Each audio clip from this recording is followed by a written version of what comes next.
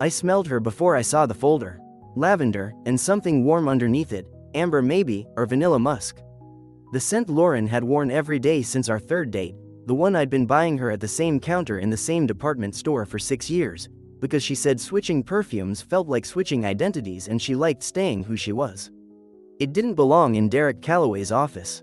But there it was, hanging in the recycled air of the 22nd floor, coming off his collar like he'd bathed in it.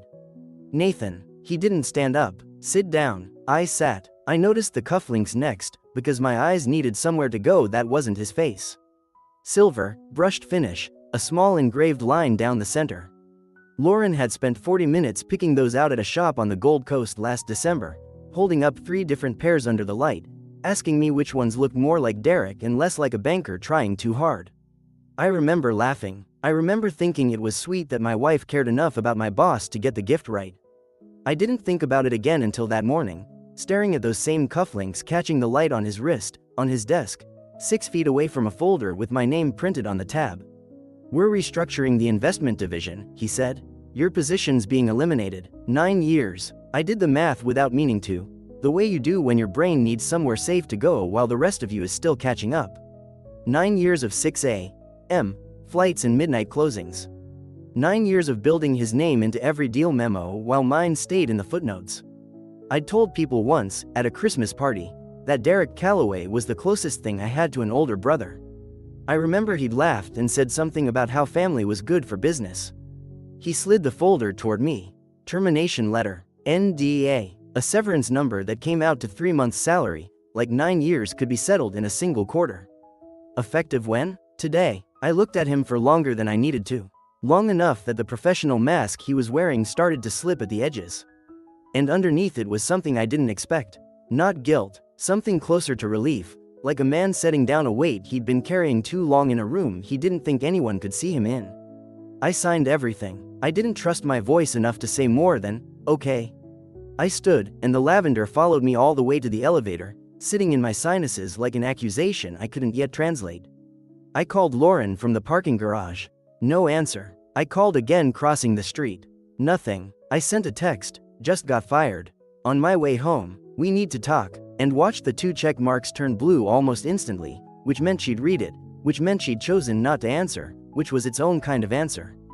The drive to Wilmette took 18 minutes that felt like 18 years. Somewhere around the 3rd stoplight, my brain started doing the math it hadn't let itself do at Derek's desk. February. That was when Lauren had started leaving 1 weekend a month for a wellness retreat 2 hours north. A retreat she never quite wanted to describe in detail. February was when Derek had started rescheduling our one-on-ones later in the day, always cutting them short for a dinner he was vague about. February was when Lauren had started laughing differently at the Whitfields' dinner party, louder, freer, a laugh with an audience in mind that wasn't me. I'd filed all of it under stress. 2 kids under 5, 2 demanding careers, the ordinary erosion of a marriage running on fumes. I hadn't wanted to look closer, because I think some part of me already knew what I'd find if I did. Her car was in the driveway when I got home.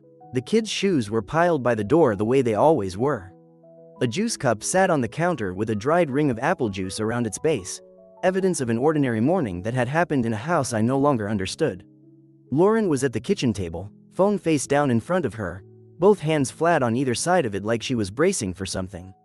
She had the look I'd seen on her exactly twice before, once telling her father she wasn't going to law school. Once telling me she was pregnant with Cooper before we'd planned for it. The look of someone who had rehearsed a hard thing enough times that saying it out loud almost felt like relief. "Nathan, I was going to tell you this weekend." "Tell me what?" She didn't look away. I'll give her that. Whatever else was true, Lauren had never been a coward about the hard things. "I've been seeing Derek for 8 months. I'm in love with him. I want a divorce." The scent was still in my clothes. I hadn't noticed until right then, standing in my own kitchen, that I'd carried it home with me, proof walking through my own front door before the words ever caught up to it. The divorce moved faster than I thought anything involving lawyers could move. Lauren had 8 months to prepare and I had 8 days to catch up. Her attorney was sharp and well-funded, backed quietly by resources that only made sense once I understood whose money was really behind them. Mine was a good man doing his best with what I could still afford. Which by then wasn't much. I sat across a mediation table and watched the outline of my old life get divided up like assets on a spreadsheet. The house in Wilmette, the one with the tree-lined street and the wide sidewalks, went to Lauren. Primary custody of Vivian and Cooper went to Lauren. Child support was calculated off a salary I no longer had, because Derek had made sure, quietly, in the way powerful men make sure of things without ever saying it out loud, that anyone who called Callaway Capital for a reference walked away with the impression I'd been let go for cause. 90 days. That's how long it took to go from corner office to no job, no house, and a visitation schedule that gave me every other weekend and Wednesday evenings with my own children. Tyler let me sleep on his couch in Evanston for 3 weeks. He never asked the questions I could see sitting behind his eyes, which is its own kind of loyalty. But a grown man can only sleep on a friend's couch for so long before the friendship starts absorbing costs it shouldn't have to, so I found a room in a shared house in Rogers Park. 4 guys in their 20s, a bathroom that hadn't been cleaned properly since the Obama administration, and a narrow bed against a wall thin enough that I could hear my roommates' entire lives through it. $650 a month. 41 years old, I used to close 8-figure deals from a corner office on North Wacker Drive, and now I was budgeting instant coffee. The nights were the worst part. Not the mornings, when there was at least the forward motion of a day to occupy. The nights, in that narrow room, listening to the lake wind rattle a window that didn't seal right, staring at a phone that Lauren mostly used for logistics now. Pickup times. A pediatrician appointment I'd have to move a meeting for, except I didn't have meetings anymore. Once, without asking, without any warning at all, a text arrived that read, "Derek and I are taking Vivian and Cooper to Florida next month, just so you know." Just so you know, like I was a coworker being copied on an email, like I hadn't spent 4 years building a bedtime routine with those 2 kids, hadn't been the one who learned Cooper's exact way of needing his back rubbed to fall asleep, hadn't taught Vivian to ride a bike in that Wilmette driveway I no longer had a key to. I stood in that Rogers Park kitchen holding a mug of coffee that had gone cold an hour earlier, reading that text over and over until the words stopped meaning anything, and I didn't answer for 2 days. There wasn't anything to say that wouldn't make things worse for Vivian and Cooper. And by then, that was the only calculation I still trusted myself to make correctly. Some nights I'd sit on the edge of that narrow bed and try to remember what it felt like to walk into my own house and have someone glad to see me. I couldn't summon it clean anymore. It kept getting overridden by the last image I had, Lauren at that kitchen table, hands flat, eyes steady, delivering the end of my marriage like a woman closing out a business quarter. Then, one night in January, 4 months after the folder and the cufflinks and the lavender that still, somehow, caught me off guard in crowded elevators, my phone lit up in the dark. A number I didn't recognize. No name, just a message, 9 words long, sitting there in the blue glow of the screen like something that had been waiting to find me. "You'll die broke and lonely. You deserve this, Nathan." My father called 2 days after that text arrived, and I never told him about the text, because some weights you carry alone. "Nathan, you remember that storage unit of Raymond's? I remember you mentioning it. I need you to go out there and clear it. The facility's been sending notices. If nobody pays the balance by the end of the month, they auction the contents." "Dad, I'm barely keeping my head above water right now." "I know, son." A long pause, and my father was never a man who spent words carelessly, so when he chose his next ones, they landed with weight. "But Raymond always had a soft spot for you. Of all the family, you were the one he asked about. I think he'd want you to be the one to go." I didn't have a good reason to say no, and I didn't have the energy to look for one. So on a gray Thursday morning in late February, the same month that anonymous text was still sitting unanswered in my phone, I drove out to Cicero. Midwest Storage Solutions sat on South Laramie Avenue, a long row of corrugated metal doors under buzzing fluorescent lights, the whole place smelling like dust and old cardboard and something faintly metallic underneath it. I keyed in the gate code my father had found written on a sticky note in Raymond's handwriting. Tucked in a drawer nobody had opened since the funeral. Unit 114. I had $72 in my checking account. I had a call with my divorce attorney at 2 that afternoon about why my visitation needed adjusting, again, because of a scheduling conflict on Lauren's end. I wasn't in a place to be doing anyone a favor, dead or alive.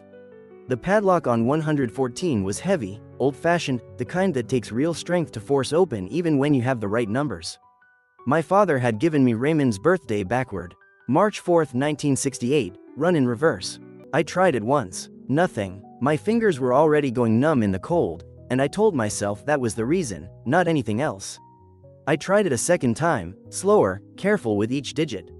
Nothing. Third try. My hands were shaking now, not entirely from the cold, and the padlock sat there in my palm like it was mocking the whole exercise, like even my dead uncle's storage unit had decided I wasn't worth opening up to. On the fourth try, it clicked. I lifted the metal door, and it screeched on its track loud enough that I flinched, the sound bouncing off the concrete in the row of identical doors stretching out on either side of me. Inside, the fluorescent light overhead flickered twice before it caught, casting the unit in a thin, sour white glow. 10 feet wide, maybe 15 deep. Shelving on both walls, plastic bins with masking tape labels in Raymond's slanted handwriting. Tax records, camping gear, tools, a rolled Turkish rug leaning in the corner like it had given up standing on its own. Cardboard boxes stacked in the middle mark books and misc and kitchen, the ordinary sediment of a man who never fully unpacked anywhere he lived. I stood in the doorway for a long moment before I stepped inside. My breath came out in small clouds. Somewhere down the row, a door rattled shut, and the sound carried through the concrete like a warning I couldn't quite translate. I started at the boxes nearest the door, moving them aside without much hope of finding anything but what the labels promised. 10 minutes in, my hands were raw from the cold and the cardboard, and I was ready to call it, tell my father the unit was cleared, let the storage company deal with whatever was left. Then I saw it. On the back wall, on a lower shelf wedged between a bin of extension cords and a folded winter coat, sat a hard-sided briefcase. Black, aluminum framed, the kind with a combination dial built into each latch, the kind that belonged in an office on North Wacker Drive, not a dusty unit in Cicero. And taped to the top of it, in Raymond's handwriting, was a single sheet of paper with one word on it. Nathan. Not my father's name, not the family in general. Mine. I stood there and looked at it for what felt like a full minute, my heart doing something strange and unfamiliar in my chest, the cold coming up through the soles of my shoes. Then I crossed the unit and lifted it off the shelf. It was heavier than I expected. The combination was the same as the padlock. Raymond's birthday. Backward. The latches clicked open on the first try this time, like the case had been waiting for exactly this moment and had no intention of making me work for it twice. Inside, the padded interior split into two halves. On the left, money. Stacks of $100 bills wrapped in currency bands from a Nevada bank, each one marked $10,000. I counted 6 without touching them. $60,000, sitting in a storage unit in Cicero, Illinois, like it was nothing. On the right side, a manila envelope, a folded piece of paper, and a printed round-trip plane ticket to Scottsdale, Arizona. Departure date, 3 days out. I picked up the letter first. Raymond's handwriting slanted right, quick and economical, a man who wrote fast and never circled back to fix a mistake. Nathan, if you're reading this, I'm gone. I set this up in case something happened to me before I got a chance to explain things in person. I should have told you years ago. I was waiting for the right moment. And I ran out of time the way people do.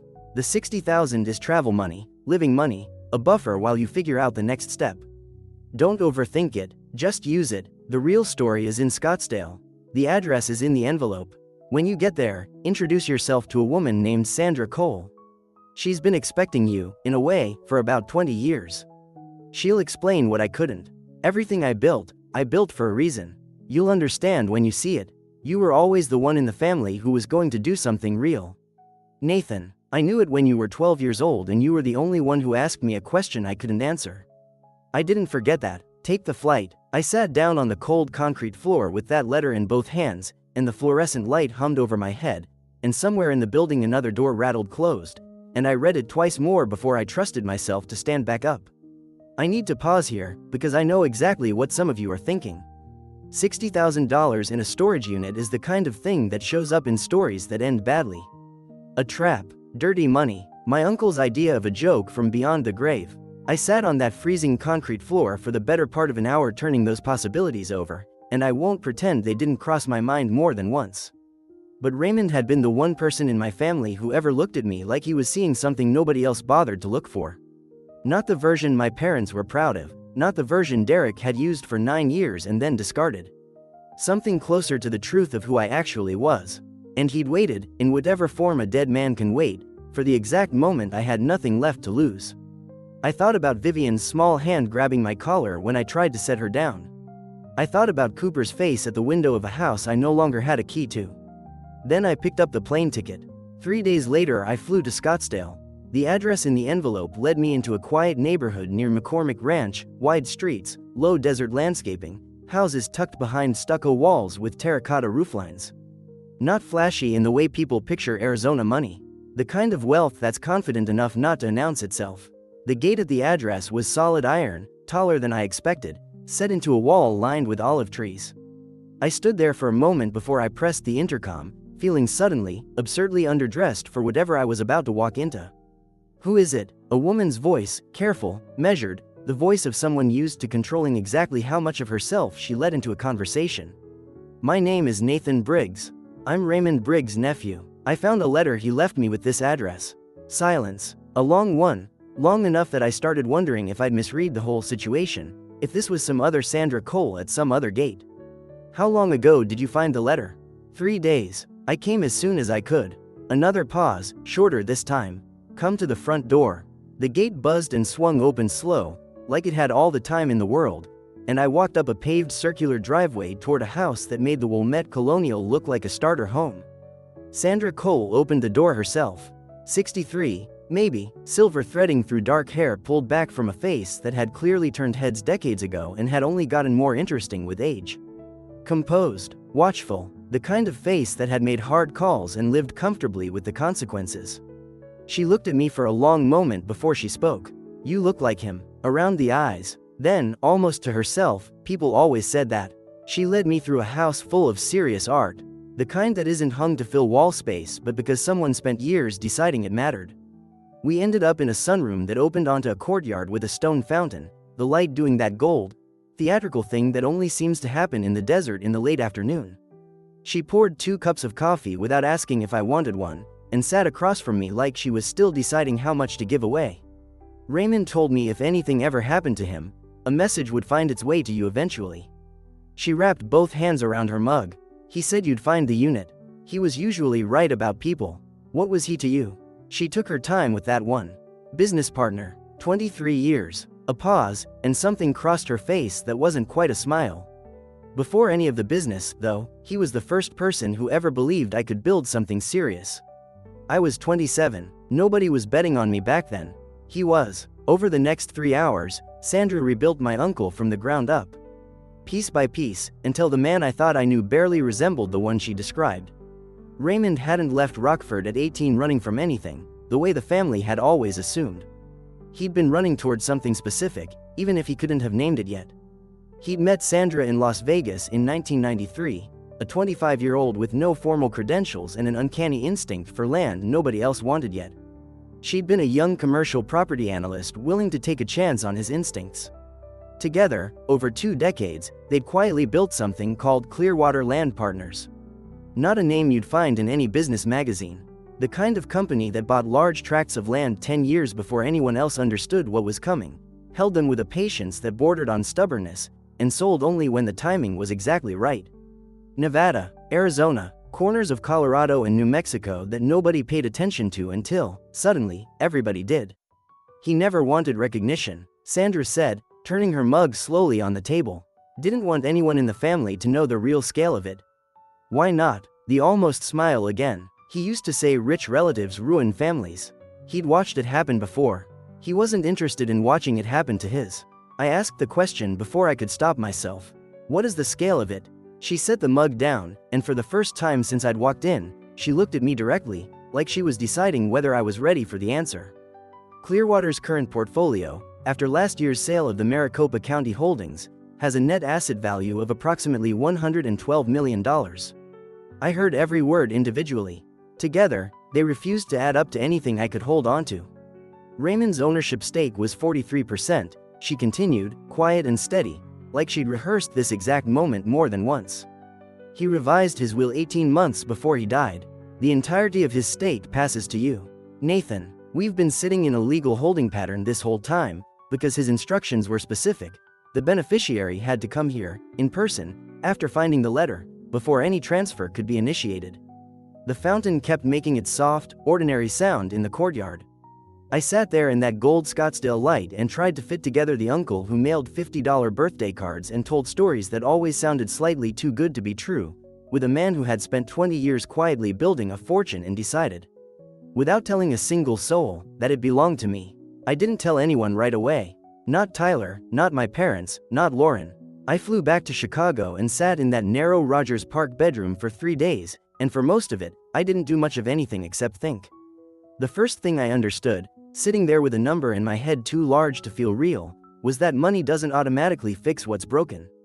I had nearly $50 million coming to me, and my children were still asleep every night in a house I no longer had a key to.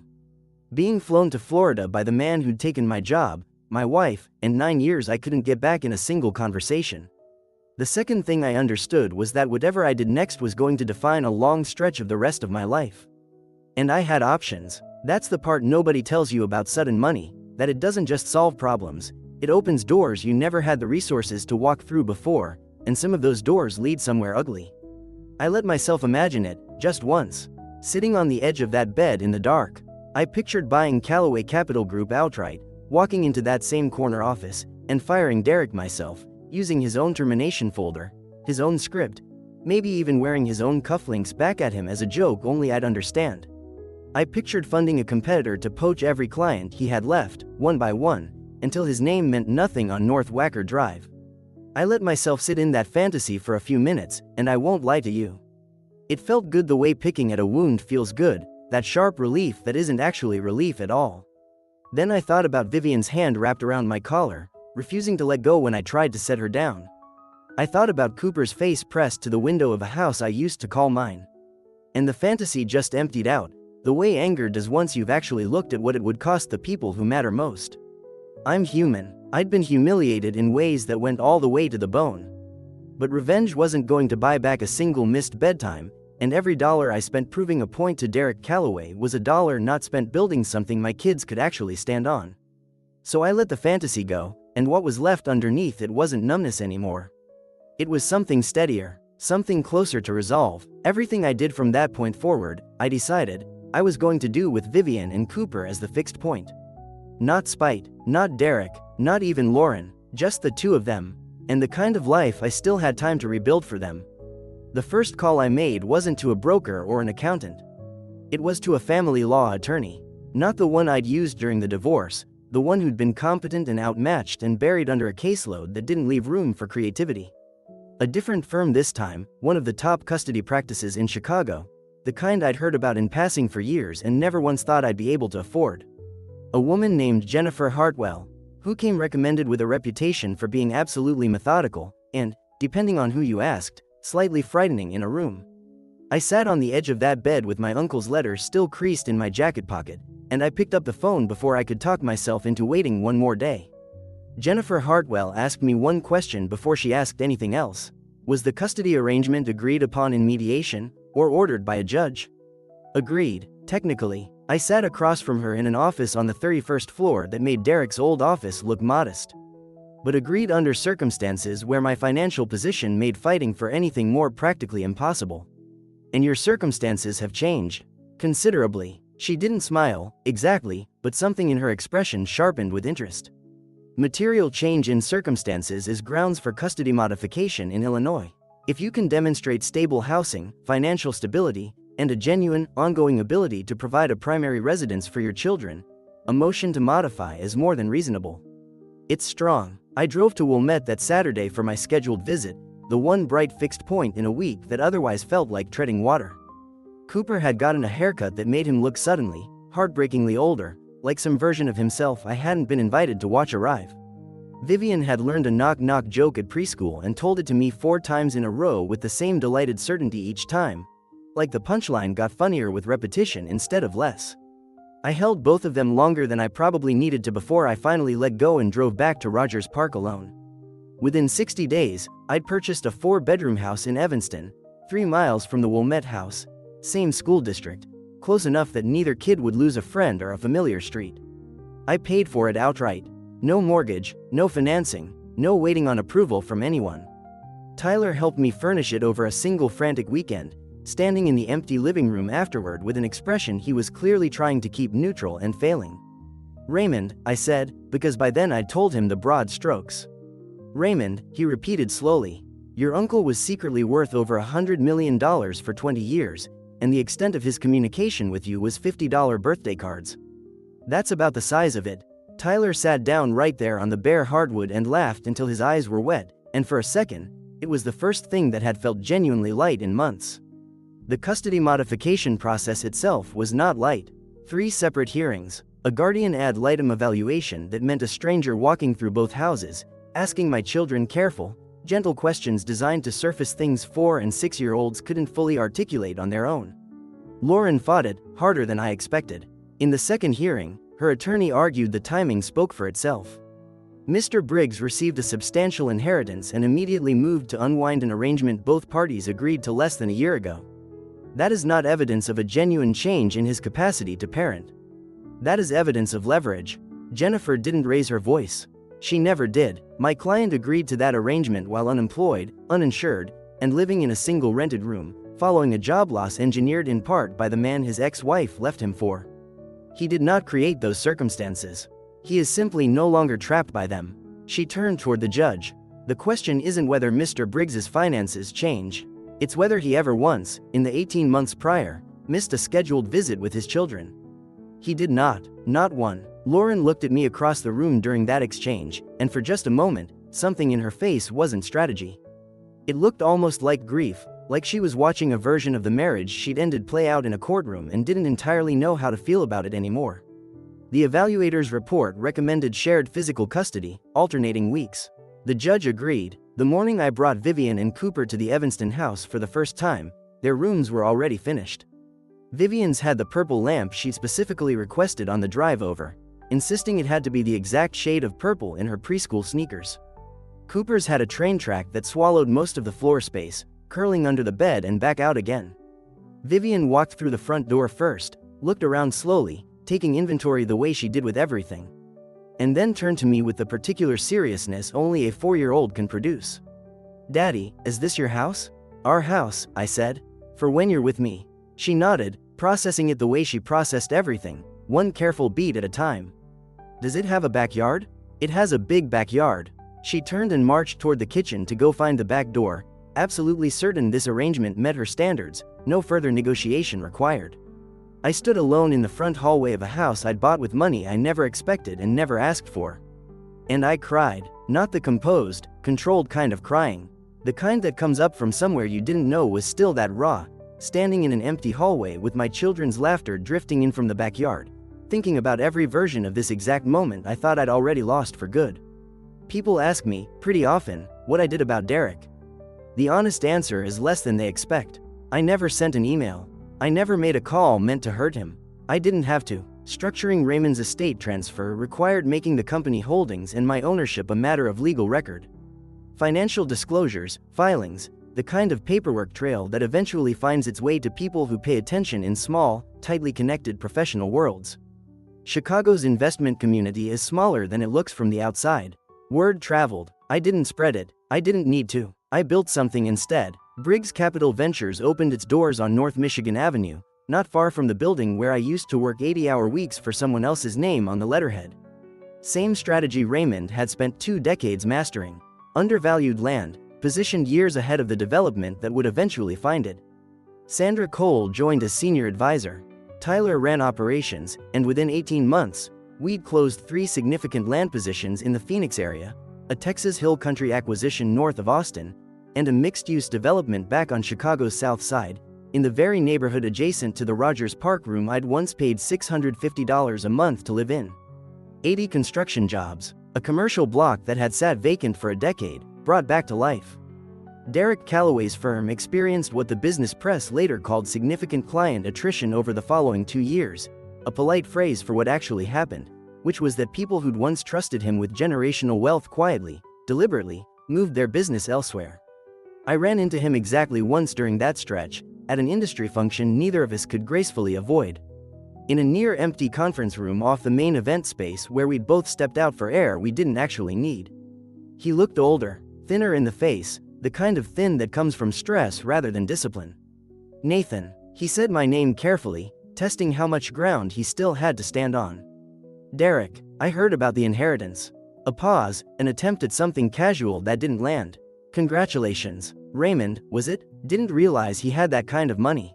Neither did I. For a long time, he shifted his weight, glanced toward the door like he was calculating an exit, then didn't take it. Look, Nathan, whatever happened between us, I'm not here to talk about what happened between us. I kept my voice level, the same voice he used to praise me for using with difficult clients. I'm just here for the conference. Callaway Capital is going through a restructuring of its own, he said, and there was something almost pleading underneath the businesslike tone. Like he wanted me to understand it as a coincidence rather than a consequence. It's been a difficult year. I thought about a folder sliding across a desk. 3 months' salary for 9 years. Effective today. I thought about how he hadn't given me 30 seconds of explanation, hadn't offered a single word that wasn't strictly necessary to end a conversation he'd already decided the outcome of. I hope it works out for you, I said, and I meant it in the narrow, technical way you mean things you no longer have any emotional investment in.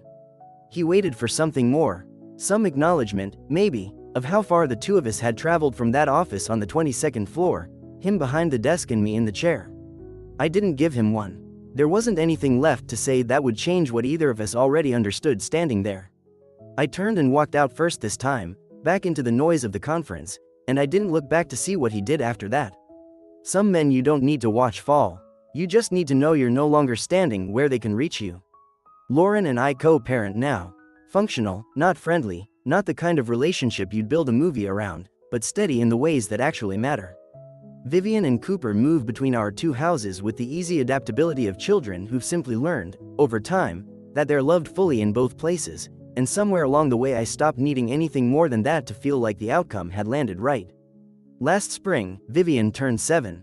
We had her party in my Evanston backyard, the same backyard she'd personally approved on the very first morning she walked through that front door and asked if it counted as ours.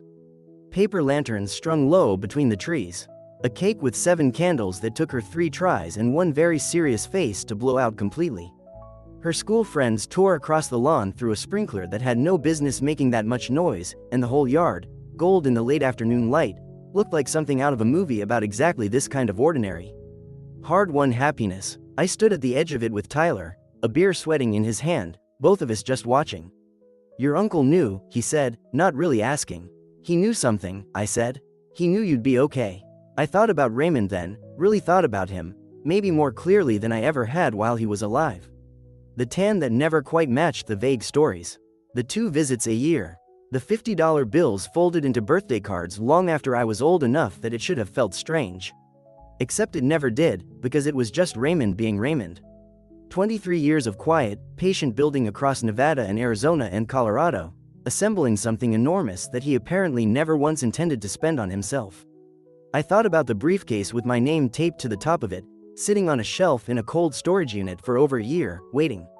About the $60,000 he'd casually called travel money, like a man setting a bowl of soup out before someone else's long journey.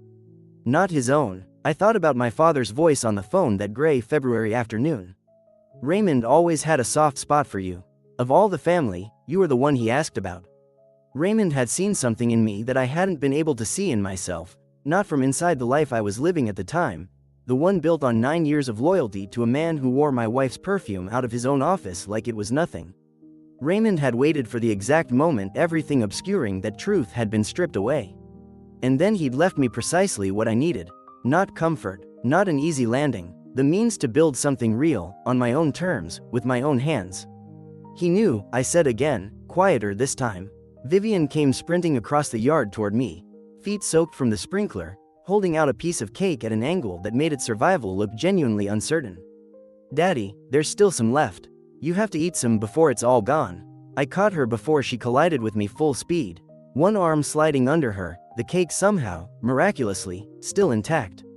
How much is left? Some, she said, which was the honest, unembellished answer of a 7-year-old who had already had more than her fair share and knew it. I ate the cake. I watched her run back to the sprinkler.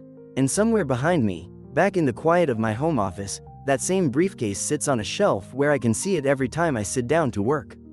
Raymond's letter is still inside it, along with the sticky note with the birthday backward combination in my father's handwriting. And the torn stub from a boarding pass to Scottsdale that started all of this. Sometimes I still smell that lavender in a crowded elevator, or catch a glint off someone's cufflinks in a business meeting, and for half a second I'm back in that office on the 22nd floor, watching the worst morning of my life open like a door I didn't choose. But it doesn't have the same weight anymore. It's just a memory now, one piece of a much longer story. Raymond Briggs never got rich the way people picture it when they hear a number like that. He got rich the slow way, the real way, patiently and quietly, one piece at a time, building toward a fixed point he never told anyone about. The fixed point was me. I didn't know it, he did, and when everything I'd spent 9 years building on someone else's foundation finally came apart in a single morning, in a room that still smelled like my wife's perfume, he'd already made sure the floor was there.